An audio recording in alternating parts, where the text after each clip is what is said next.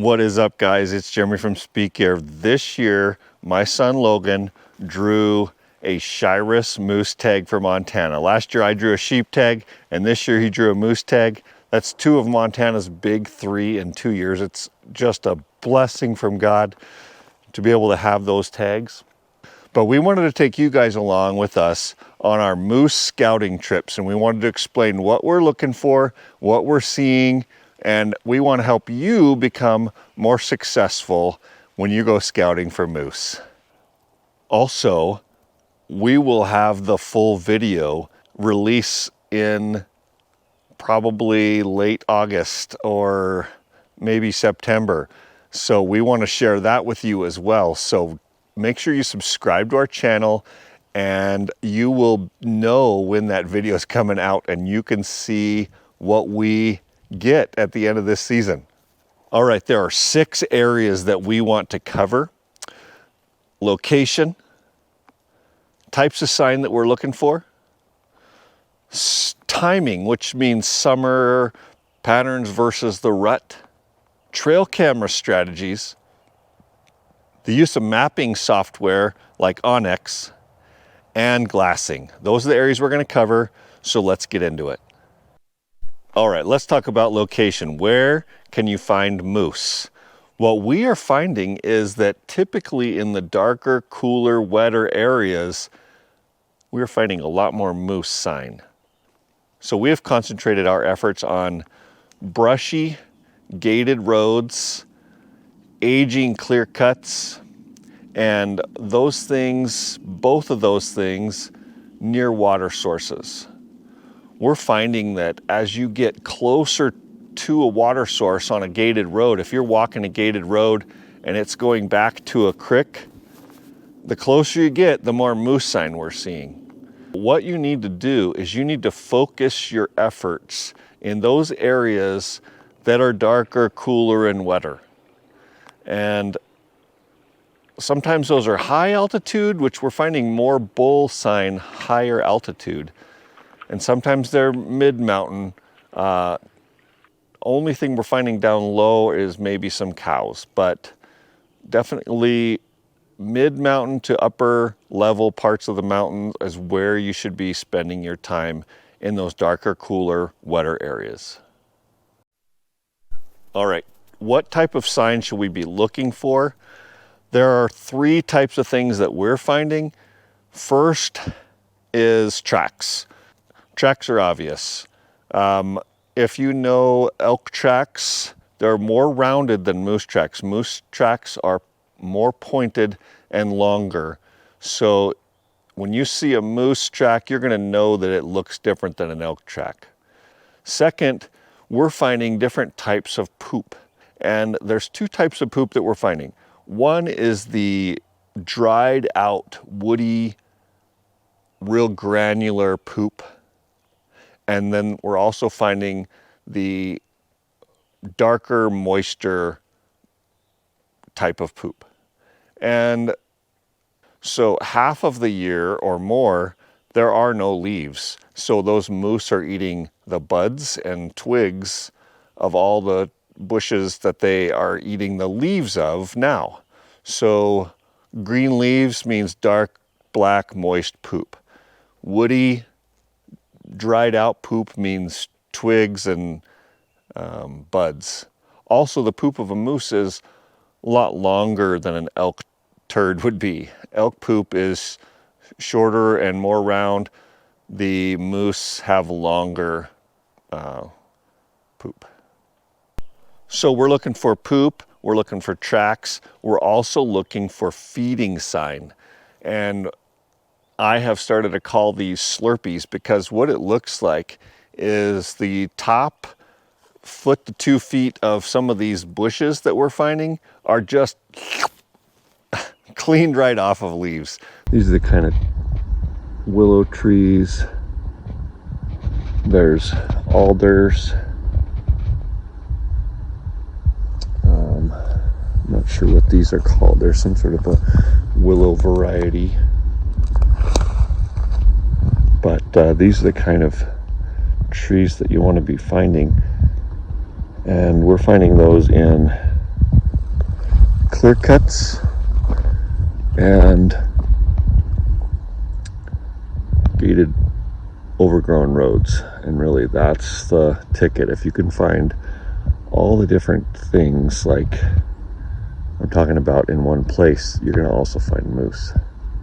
So here's this willow type of tree, what it normally looks like, and then this is what it looks like when the moose are eating it. They're slurping all the leaves right off, leaving the rest of the stem. So you can see that this is active moose feeding. Also, you can tell by the height of the feed that it's a larger animal like a moose would be. All right, let's talk about time of year. So right now, the summer and pre-summer, late spring, these moose are doing a little bit different things than they will be doing during the rut. Bulls, all the bull activity and sign that we're seeing is definitely higher up on the mountain. So the higher altitude, more lonely spots, those bulls are up there away from everybody where they have some food and they can just enjoy the peace and quiet and grow their horns. They're growing the big antlers right now and trying to build up some reserves in their body for the rut that's going to happen.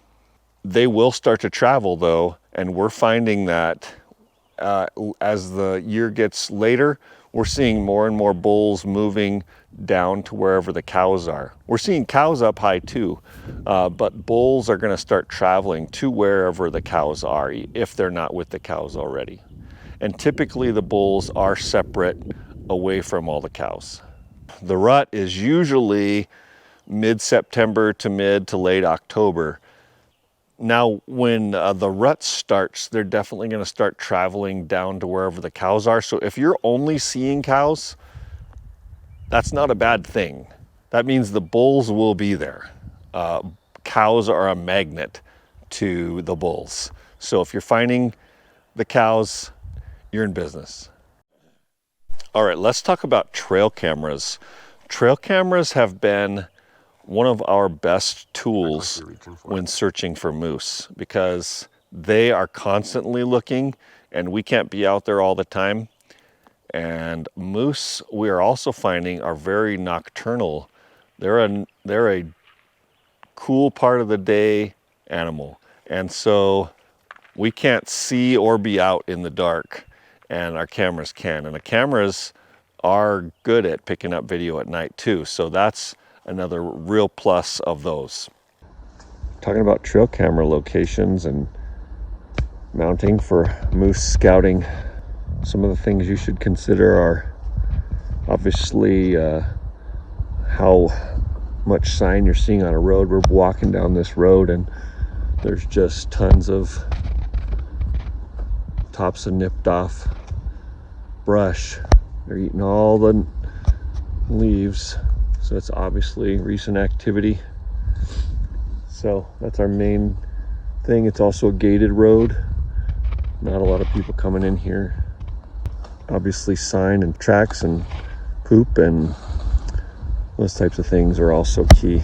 But really the feeding sign is probably the most important thing that we're seeing. All right, we're gonna hang a trail camera on this tree right here, and I'll show you why and what we're gonna do.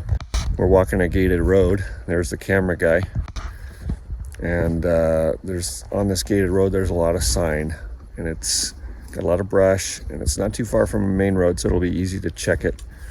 So we're gonna clear out any branches that are gonna move in the wind and cause the camera to trigger and have hundreds of videos of nothing but moving bushes. So one thing that we are learning is that you always want to double and triple check your camera, batteries, card, and settings, and then lastly, if it's turned on or not before you leave. I've put up 2 cameras recently. One I forgot to turn it back on, and one I forgot to put a card in. So It's a long ways into some of these spots, so it's not very fun to find out that your camera's been sitting for 2 weeks and nothing is on it. Just found a spot for that last camera. I put it right at an intersection of this road and another one down lower. And it starts to get darker and cooler, and I think there's some water down in there, and there's clear cuts for them to go over to and stuff. So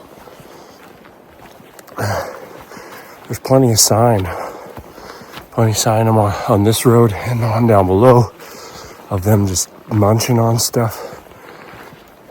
Old poop on the road, and so lots of good stuff. The next thing I want to talk about is mapping software. This is a very valuable tool in all of hunting. But what we're doing with our mapping software for this hunt is that we're able to mark all these different things that we're finding, and then we can see a pattern. We can see areas that we need to definitely focus on. It's hard to remember everything that you find out in the woods, and so every time you find something, you drop a pin and you put an icon in there that represents what it is. It's going to help you remember where you were and what you saw, so that when it comes to the hunt, you can go back to those areas and have more success finding those animals. We were marking things like any moose we'd sight, poop we found that was the right type of poop, tracks we were finding, active feeding areas.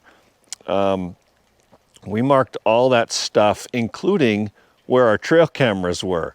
That was one thing I learned, that sometimes you forget where you put a trail camera and it's hard to find it. So it's a great idea to mark those on your onX as well.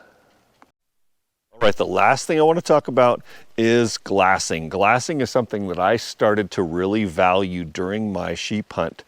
And if you haven't watched that, it's definitely something you should go back and watch. It's on our channel. I call it Searching for the One. It was 23 days of looking at sheep and waiting to find the right one, and we did. Found quite a monster. So if you haven't watched that, you should definitely check that out after this video. And like I said, make sure you watch the moose hunt that's going to be coming out in a couple months after this video. But glassing is something that I really learned the value of, and I have started to use it in all of my hunting a lot more than I ever did. I am finding more and more animals the longer I sit and glass than I ever found just walking around and using my binoculars and then moving off. Sitting down at a high vantage point and really picking an area apart and waiting for different times of the day, you can see so much stuff that you're missing. So please learn the importance of glassing like I did. Putting hours behind the glass will really pay off. Some of the tips we're finding with moose specifically is that moose do not like the sun. They are black animals basically, and it must really start to cook them, because as soon as the sun comes up, they start heading for the trees. So you have got to focus all your glassing on the first light and last light of the day. Now, we did find some moose out during the day, which was really random, but generally they really start to pop out at the end of the day, and in through the night they're obviously out but impossible to glass. And then that last hour before the sun comes up, that is definitely the best times for us to find the moose. Another couple things that we definitely learned was we wanted to focus all of our glassing time on clear cuts, because we could see the most real estate all in one shot. And if you can find these high vantage points that overlook a lot of clear cuts, those are the best. And the last tip, you need to face west at sunrise, and you need to face east at sunset, because the sun is going to be shining into your eyes if you look the opposite directions, and you will definitely lose a half hour or more of visibility during those times, because that sun's just going to be glaring right into your eyes. All right, so those are our moose tips for you guys. We hope that if you drew a tag and you are going to go out there and look for moose, that you have a great moose season, and that you can take some of these tips that we have gleaned from our own scouting and use them on your hunt. Hey guys, thanks for watching. Don't forget to subscribe, and we will see you next time.